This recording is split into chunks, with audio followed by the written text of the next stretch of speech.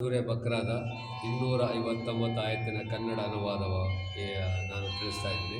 ಈ ಆಯತ್ತನ್ನು ತಾವುಗಳು ತಿಳ್ಕೊಂಡು ಬೇರೆಯವರಿಗೆ ಶೇರ್ ಮಾಡಲು ತಿಳಿಸಲಾಗಿದೆ. ಈ ಆಯತ್ತಿನಲ್ಲಿ ಅಲ್ಲಾಹನು ಕೆಲವು ದೃಷ್ಟಾಂತಗಳನ್ನು ಜನರಿಗೆ ಪೈಗಂಬರರಿಗೆ ತಿಳಿಸುತ್ತಾರೆ. ತಲೆ ಕೆಳಗಾಗಿ ಬೊಕ್ಕ ಬೋರಲಾಗಿ ಬಿದ್ದಿದ್ದ ಗ್ರಾಮವೊಂದನ್ನು ಹಾದು ಹೋಗುತ್ತಿದ್ದ ಇನ್ನೋರ್ವ ವ್ಯಕ್ತಿಯ ದೃಷ್ಟಾಂತವನ್ನು ಗಮನಿಸಿರಿ. ಅವನು ನಾಶವಾಗಿದ್ದ ಆ ಗ್ರಾಮಕ್ಕೆ ಅಲ್ಲಾಹ್ ಪುನಃ ಹೇಗೆ ಜೀವದಾನ ಮಾಡುವನು ಎಂದನು. ಆಗ ಅಲ್ಲಾಹನು ಅವನ ಪ್ರಾಣಹರಣ ಗೈದನು. ಅವನು 100 ವರ್ಷಗಳ ತನಕ ಶವವಾಗಿ ಬಿದ್ದಿದ್ದನು.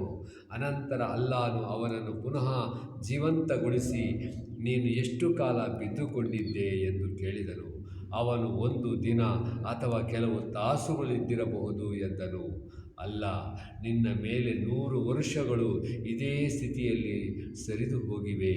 ಈಗ ನಿನ್ನ ಆಹಾರವನ್ನು ಪಾನೀಯವನ್ನು ನೋಡು, ಅವುಗಳಲ್ಲಿ ಏನೊಂದೂ ಮಾರ್ಪಾಟುಂಟಾಗಿಲ್ಲ.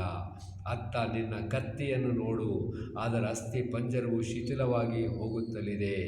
ನಾವು ನಿನ್ನನ್ನು ಜನರಿಗೆ ಒಂದು ದೃಷ್ಟಾಂತವನ್ನಾಗಿ ಮಾಡಲಿಸಿದುದರಿಂದ ಹೀಗೆ ಮಾಡಿದೆವು. ಮತ್ತು ನಾವು ಆ ಅಸ್ಥಿ ಪಂಜರವನ್ನೆಬ್ಬಿಸಿ ಅದರ ಮೇಲೆ ಮಾಂಸವನ್ನು ಹೇಗೆ ಹೊದಿಸಿ ಬಿಡುತ್ತೇವೆಂಬುದನ್ನು ನೋಡು ಎಂದು ಅಲ್ಲಾಹನು ಹೇಳಿದನು.